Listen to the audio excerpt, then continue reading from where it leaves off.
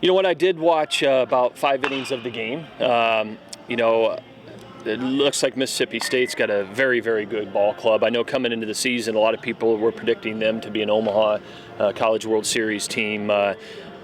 Just a little bit that we've seen of them and look at them statistically, Mississippi State looks like they've got a tremendous pitching staff with a lot of strikeouts, a lot of really talented guys in their bullpen, athletic position players that have power and can run, and they're your traditional SEC, top part of the SEC kind of team, and certainly that's what you're going to get this time of the year.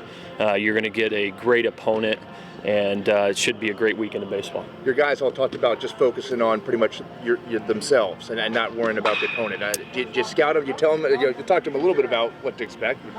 Yeah, I mean, as the week goes on, we'll certainly inform them on a little bit what Mississippi State does and the type of style that they play. That being said, in baseball, you don't really game plan too much, because against plays and things like that, it's more about whether or not we execute what we do as a team, what's made us good. So we'll focus and concentrate on that this week and look forward to Saturday. Kyle Crockett will probably he will get drafted tomorrow. Can you just talk about what he's meant to this team this year and how he's come through his 3 years here? Yeah, well, Kyle Crockett's had a great career here. He really has.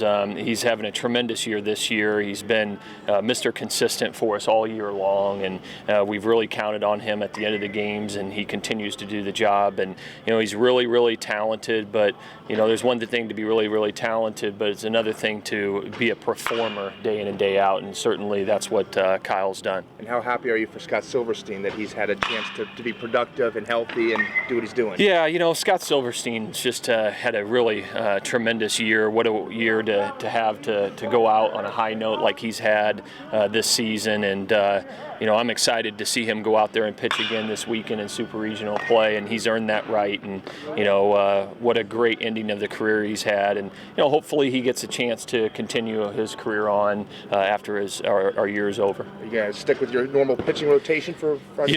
Coach Kuhn and I haven't decided it yet. Waddell will start one of the games. Silverstein will start another. We'll see where we're at in Game 3, but I don't know which one yet. We'll start on Saturday. It'll certainly be one of the two. How much does it help, regardless of who starts, how much does it help those guys just knowing the kind of bullpen they have behind them? You mean our starters? Yeah. Okay. Our bullpen has been very, very consistent all year long. And, as a starter in our program that, you just need to go out there and give us a quality start. And if you can pitch into the 6th, 7th inning, that now you've shrunk it for our bullpen. But we certainly have capability out of our pen, to win the back half of the game. And as a starter, this year, that's got to feel pretty good that that you can hand the ball over to a talented bullpen that can get the job done for you. Your weekly Cogswell update? Yeah, Brandon Cogswell's actually out here right now taking ground balls, and so he's progressed well. Really the next 3 or 4 days will tell us a lot. I'm excited that it's a Saturday, Sunday, Monday Super Regional because it gives him another day.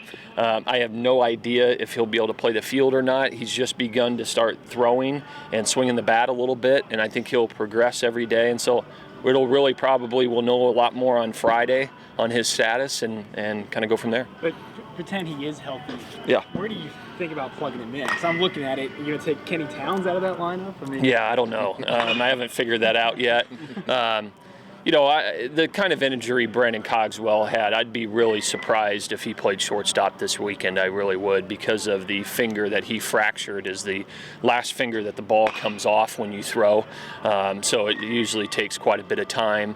But I certainly believe that hopefully he'll be able to help us in some kind of capacity. If he's able to play the infield, then we'll look at it and make the decision based on what we think gives us the best chance to win. I know that you're just here to win 2 games and get to Omaha. Yeah. From a national perspective, people are going to look at this series and South Carolina as ACC, SEC. Sure. What is there? Do you take anything to that? I don't take anything to the ACC versus the SEC, really. It's 2 really good teams and a best 2 out of 3. It just happens to be that we're from 2 of the top conferences in this country, and there's no extra motivation at all because of the league that they come from. You know, it's about us going out there and playing good baseball. Brian, at this time of the year, a lot of guys' batting averages are coming down. Yeah. Nate Irving's is actually going up. Yeah. Kind of what is his value for the team right now? You know, not Well, only as a catcher, but yeah. giving you a little pop at number 9. Yeah, I mean, Nate Irving's, I think, gotten better and better throughout the year from an offensive standpoint. His swing is so compact. You know, he's tough. He's aggressive, gets above the ball when he hits. He's rarely underneath the ball, so he's going to put pressure on the team with line drives and ground balls. And the kid's a winner. He's a performer, you know, and to do what he did last year for us in that position says what this kid is made about, and it doesn't surprise me at all that, you know, he's having a lot of success with the bat down here this stretch run. You've been able to bring him out of his shell a little bit. He's not quite so shy. Yeah, well, I'm not concerned about bringing Nate Irving out of his shell. You know, he loves to talk. He's high energy, and what a great position to have that kind of personality, really. You know, he's a leader. He likes to take charge. He's an aggressive kid, and that's why he's behind the plate for us. Kyle said that he didn't develop that slider until he got here. Right. How did you guys go about getting that to him? Well, I got to credit Coach Kuhn with all that. You know, it's work every day and over the years, and that slider's really developed over the years, and it's certainly the best that Kyle's had it in his career here. And you know, it's just something that takes time.